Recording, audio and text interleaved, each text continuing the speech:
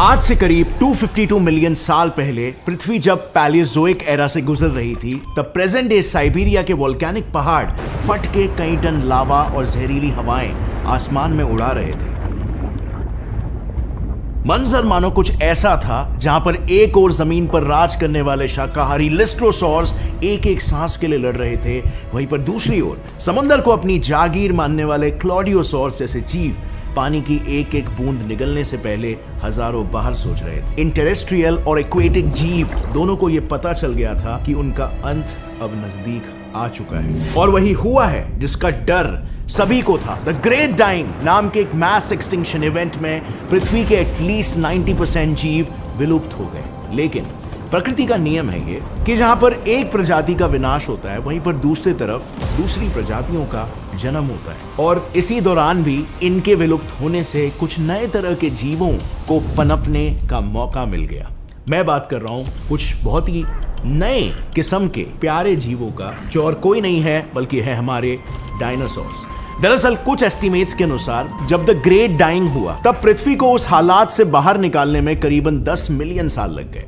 यानी जितना समय हम इंसानों को बंदरों से विकसित होने में लगा, उससे भी 4 मिलियन साल ज्यादा। और इसकी वजह यह है कि इस एक्सटिंक्शन इवेंट के वक्त निकले ग्रीन हाउस गैसेस की वजह से पृथ्वी का तापमान इतना बढ़ गया था कि कहा जाता है कि पृथ्वी पर पहला जीव जब से पनपा था, तब से लेकर अब तक का ये सबसे गर्म दौर था। और इसी वजह से लेक्स, बैकवाटर्स और मार्शी एरियाज में उगने वाले फर्न्स एक्सटिंक्ट होने लग गए थे, और टेम्परेचर्स तेजी से बढ़ने की वजह से क्लाइमेट भी हॉट एंड ड्राई हो गया था। ऐसे क्लाइमेट से बचने के लिए लंबे ट्रीज और प्लांट्स अपने आप को गर्म और ड्राई एनवायरनमेंट में सरवाइव कराने के लिए ऐसे कोन शेप के ऊंचे कॉनिफर्स में इवॉल्व होने लगे, सो दैट उनका वाटर लॉस मिनिमम हो सके। और प्लांट्स के इस एवोल्यूशन की वजह से पर्याप्त समय के बाद पृथ्वी पर फिर एक बार किसी पैराडाइज की तरह जिंदगी फल फूलने लगी। इसके बाद सबसे पहले इस पैराडाइज में रेंगना शुरू किया हम मैमल्स के छोटे शाकाहारी चूहे जैसे दिखने वाले पूर्वज साइनैप्सिड्स पेलिकोसॉर्स ने, और डायनासोर्स के मांसाहारी पूर्वज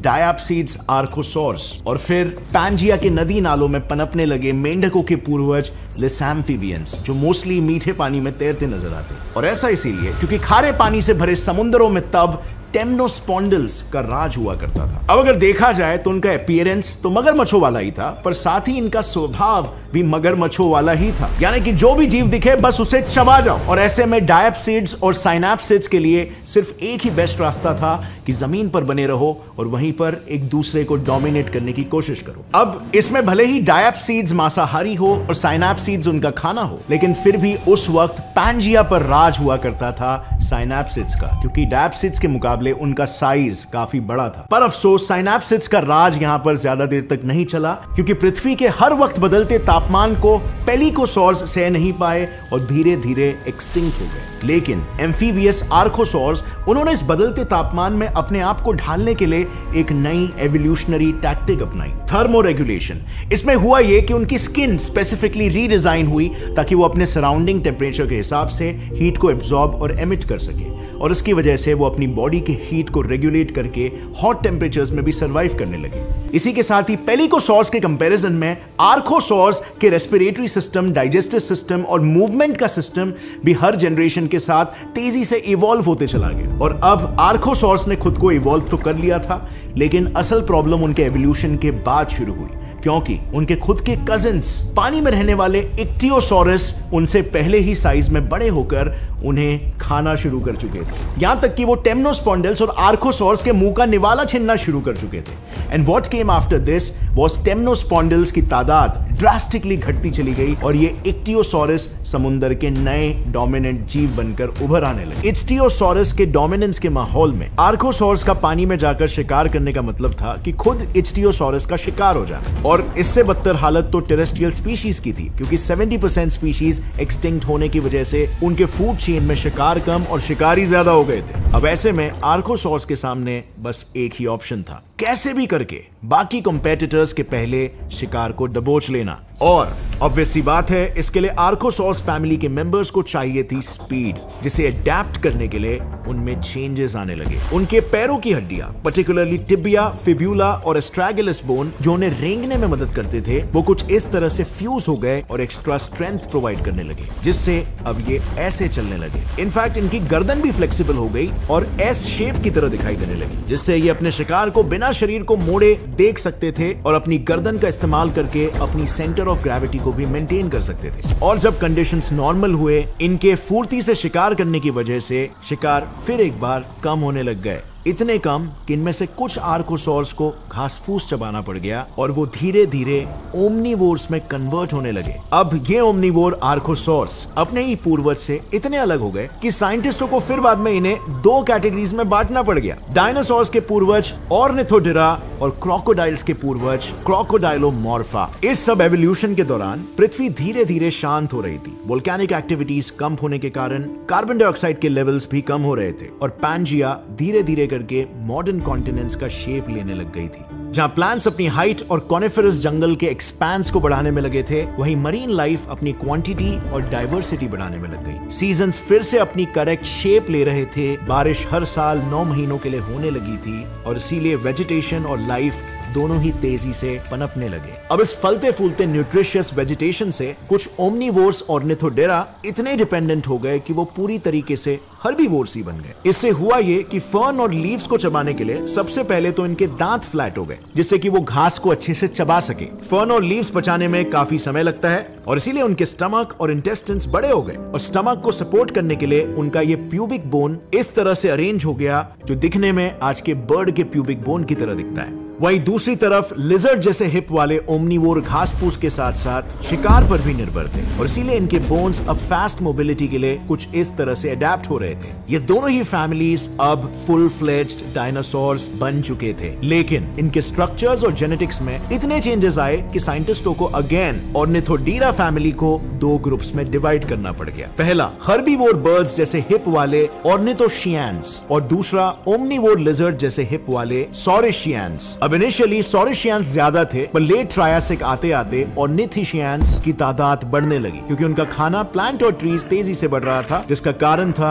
अर्थ का स्टेबल होना। पर सॉरिशियंस की diet which were animals as compare to ornithischians उस वक्त इजीली अवेलेबल नहीं थे। इससे अगेन एनवायरनमेंट में एक नेचुरल सिलेक्शन प्रेशर क्रिएट हुआ, जिसने सॉरिशियंस की कई स्पीशीज को टोटली हर्बीवोर बनने पर मजबूर कर दिया और लेट ट्रायासिक के खत्म होते होते आज से अराउंड कुछ 200 मिलियन साल पहले ज्यादातर सॉरिशियंस अगेन दो हिस्सों में बढ़ गए। हर्बीवोर सॉरिशियंस जो थे सॉरोपॉड्स और कार्निवोर सॉरिशियंस जो थे थेरोपॉड्स। अब ये टीरेक्स और वेलोसिराप्टर्स जैसे थेरोपॉड्स कंपटीशन कम होने की वजह से सॉरोपॉड्स और ऑर्निथोशियंस का ही शिकार करने लग गए। लेकिन देखो, एवोल्यूशन सिर्फ यहीं तक ही सीमित नहीं होने वाली थी। प्रकृति जीवों की काबिलियतों को और तराशना चाहती थी to increase the chances of survival, और आज से करीब 230 मिलियन साल पहले इन टेरेस्ट्रियल डायनासोर्स में से कुछ एक दफा इवॉल्व हुए। वो बिना भागे ही अपने शिकार हाथ लगने की प्रोबेबिलिटी को बढ़ाना चाहते थे और इसीलिए यहीं से पैदा हुए पृथ्वी के पहले उड़ने वाले जीव टेरोसॉर्स। अब बाकी के डायनासोर्स की तरह ये भी अपने शुरुआती सालों में कुछ खास बड़े नहीं हुआ करते थे, ज्यादा से ज्यादा किसी इंसान जितने बड़े।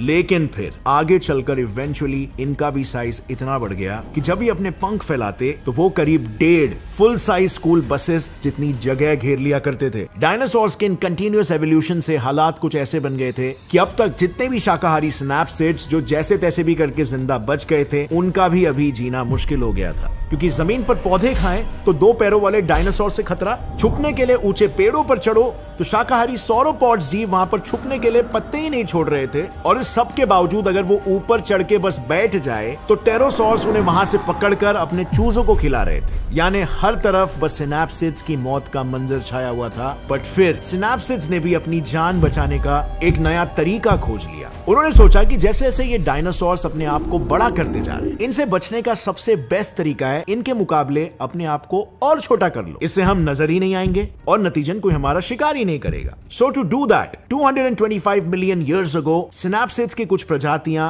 रात में छुपकर कीड़े मकोड़ों का शिकार करने वाले मैमैलियोफोर्म्स में तब्दील हो गई। And hence the problem solved. सब कुछ इतना मस्त चल रहा था, पूरे पृथ्वी पर सिर्फ डायनासोर्स का ही राज चल रहा था, लेकिन फिर कुछ ऐसा हुआ जिसने फिर एक बार मैस एक्सटिंक्शन की शुरुआत कर दी। आज से करीब 201 मिलियन साल पहले यानी ट्रायासिक पीरियड के अंत में पृथ्वी ने फिर से एक नया मैस एक्सटिंक्शन इवेंट शुरू कर दिया। पैंजिया, जो through out the Triassic period धीरे धीरे टूट ही रहा था, उसका टूटना अचानक से तेज हो गया, mainly at the central Atlantic magmatic province. ये रीजन एक्चुअली उस वक्त कई छोटी बड़ी टेक्टोनिक प्लेट्स का जंक्शन हुआ करता था और ये इतने नाजुक स्थिति में पहुंच चुका था कि अगले किसी भी सेकंड वो फट सकता था। और आखिर में हुआ भी वही जिसका डर था।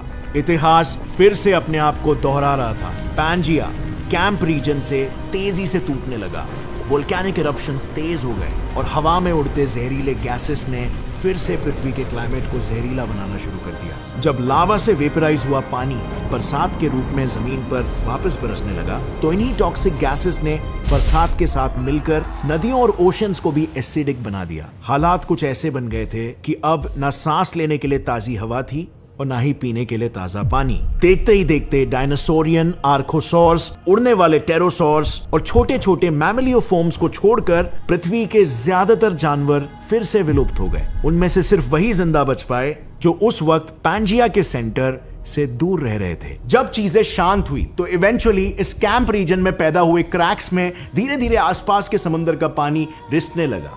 वोल्केनिक इरप्शंस अगले कुछ मिलियन सालों के लिए स्लो हुए और शुरू हुआ द जुरासिक पीरियड। जी हां, वही पीरियड जो ज्यादा वेल नोन है। बड़े बड़े डायनासोर्स जैसे स्टेगोसॉरस और ब्राचियोसॉरस जब पहली बार टहलते हुए दिखाई दिए। But more on that in the next video titled dinosaur the rain. Basically उस वक्त उनके पास कुछ ऐसी एबिलिटीज थी कि वो अपने पूंछ को साउंड की स्पीड से भी तेज घुमाकर किसी की रीढ़ की हड्डी तोड़ सकते थे। So stay tune for the next video. अगर आपको ये वीडियो पसंद आई तो एक लाइक जरूर ठोकना। Gets and fly science channel को सब्सक्राइब कर लो और बेल नोटिफिकेशन दबाओ ताकि आगे आने वाली हमारी कोई भी वीडियो की अपडेट आप मिस ना करो, specially this series. And as always, stay curious, keep learning and keep growing. जय हिंद।